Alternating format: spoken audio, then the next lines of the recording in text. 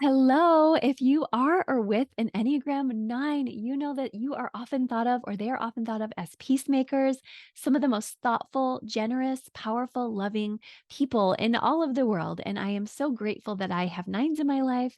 I know you feel that way too. And if you are a nine, I hope you embrace that because oftentimes nines just don't know how special they are and often think others are more special. So I'm here to remind you that you are so special and we just love your gifts and appreciate you. And I know you love fun and I know that you love positivity. And I also want to invite you though that into action because action and yes, action can be messy is very important for your type. So if you're the spouse of a type, embrace their peace, embrace their love, listen to them. They must be listened to. That's their fears that you don't listen. And even if you have to make yourself like, how am I going to self-soothe to listen to them? Listen to them. But then secondly, invite them into action. Listen to what their most desired spaces are. And that's going to take time because sometimes nines don't even know what they want. They're in a bit of a fog because people haven't listened to them in the past.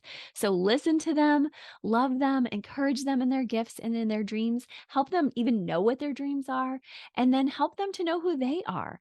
And if they already know some of this because they've been maybe doing their work for a while, help them to lift up in those dreams. And little by little in your marriage, you guys will do beautiful things as the nine gets comfortable again and then goes back to action, gets comfortable but again, then goes back to action. Now, nines, the way you can really continually wake up is every single day digesting some of the frustrations you have with some healthy body work, fitness, making sure that you have your spiritual time. Make sure you're just balanced every day, emotionally, spiritually, physically. You need that. That'll be so good for your soul, but it will also help you to rise up into that action that is your strength and superpower when you need to come out of that slothful place of just comfort. So maybe give yourself 30 minutes or up to 2 hours in that place, and then come on in, live in your day, get a bit messy with us, share your beautiful gifts, and let your spouse know that you matter. And there's the magnetism and the connection that you've often desired and wondered, where is it? It's coming in with you. It's coming in with your bravery and knowing and believing and trusting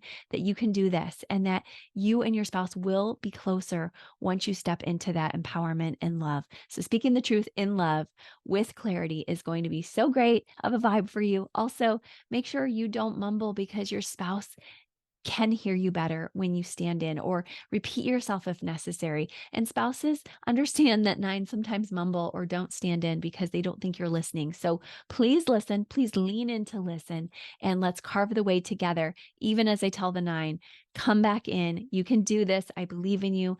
And when you have that inner whisper telling you you don't matter, hear my voice again saying you do, and listen to our podcast where we talk all about this. Also, make sure you grab our deep dive I've put in the notes here, our books coming out. We have so many resources for you here and at enneagramandmarriage.com. And thanks for being here with us. Bye bye.